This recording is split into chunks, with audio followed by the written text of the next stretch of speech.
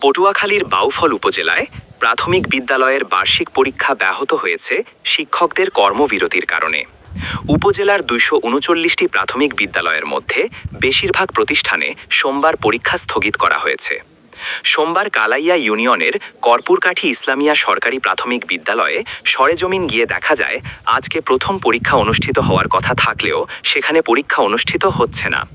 অভিভাবকরা তাদের শিশুদের নিয়ে স্কুলে এসে ফিরে যাচ্ছেন।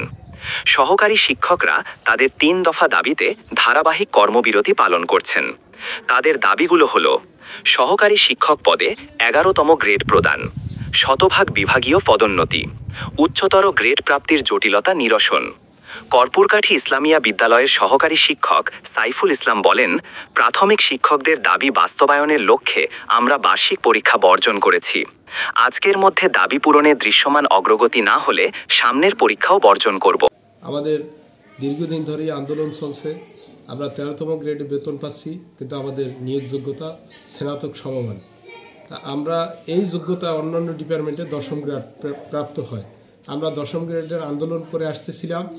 সরকার আমাদেরকে প্রতিশ্রুতি দিছে ১১তম গ্রেডে আমাদেরকে বেতন দিবে, কিন্তু সেই ব্যাপারে তাদের কোনো পদক্ষেপ নেই, তারা কোনো পরিপত্র জারি করেনি। যার কারণে আমরা আমাদের কর্মবিরতি চলমান রাখছি।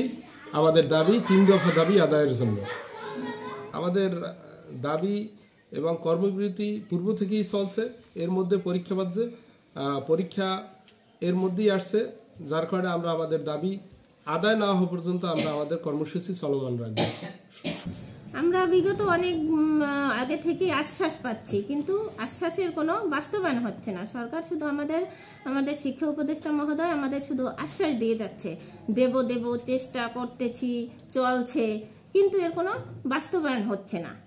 এত কিছুর পরেও আমাদের দাবিটা তখনও আমাদের ফিরিয়ে দিয়েছিল যে ১৩ তারিখে দেশে একটা অরাজকতা সৃষ্টি হবে, সেখান থেকে আমাদের ফিরিয়ে দেওয়া হয়েছে যে দাবি মেনে নিয়েছি, মেনে নেব, অতি দ্রুতই এটার বাস্তবায়ন হবে। আমরা সরকারের কথা ভেবে, রাষ্ট্রের কথা ভেবে আমরা সেখান থেকে পিছপা হয়ে ফিরে এসেছি যে না, আমাদের আশাবাদী, আবার আশায় বুক বেঁধেছি যে না, আমাদের এটা হবে, কিন্তু আদৌ এর বাস্তবায়ন হচ্ছে না। প্রধান শিক্ষক ABM আনোয়ার হোসেন জানান, আন্দোলনরত সহকারী শিক্ষকরা তাদের ৩ দফা দাবি বাস্তবায়নে তারা প্রধান শিক্ষকদেরকে সহযোগিতা করছে না এবং পরীক্ষা নিচ্ছে না।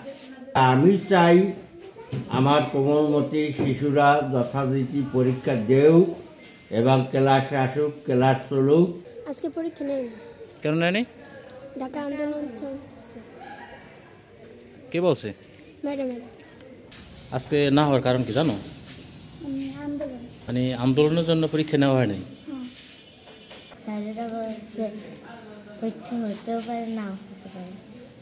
স্যারেরা বলে কর্মবিরতি পালন। আজকে প্রাথমিক শিক্ষা অধিদপ্তর গতকাল রোববার সব সরকারি প্রাথমিক বিদ্যালয়ে বার্ষিক পরীক্ষা সুষ্ঠুভাবে সম্পাদনের কঠোর নির্দেশ দিয়েছে। অধিদপ্তরের পরিচালক মোহাম্মদ শামসুল হাসানের স্বাক্ষরিত চিঠিতে বলা হয়েছে, ১ ডিসেম্বর থেকে দেশব্যাপী সব সরকারি প্রাথমিক বিদ্যালয়ে ৩য় সাময়িক পরীক্ষা শুরু হবে। পরীক্ষা কার্যক্রম নির্ধারিত সময়ে সুষ্ঠুভাবে সম্পাদন করতে হবে। পরীক্ষা গ্রহণে কোনো প্রকার শৈথিল্য বা অনিয়ম করলে বিধি মোতাবেক ব্যবস্থা নেওয়া হবে। এই চিঠি সব বিভাগীয় উপপরিচালক ও জেলা প্রাথমিক শিক্ষা কর্মকর্তার কাছে পাঠানো হয়েছে।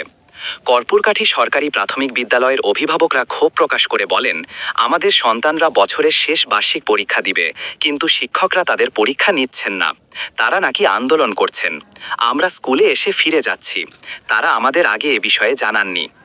প্রাথমিক শিক্ষা অধিদপ্তর সূত্র জানায়, সারা দেশে বর্তমানে ৬৫,৫৬৯টি সরকারি প্রাথমিক বিদ্যালয় রয়েছে। এসব বিদ্যালয়ে ৩,৮৪,০০০-এর বেশি শিক্ষক কর্মরত, যাদের বেশিরভাগই সহকারী শিক্ষক। পটুয়াখালীর বাউফল থেকে মাসুম বিল্লার রিপোর্ট।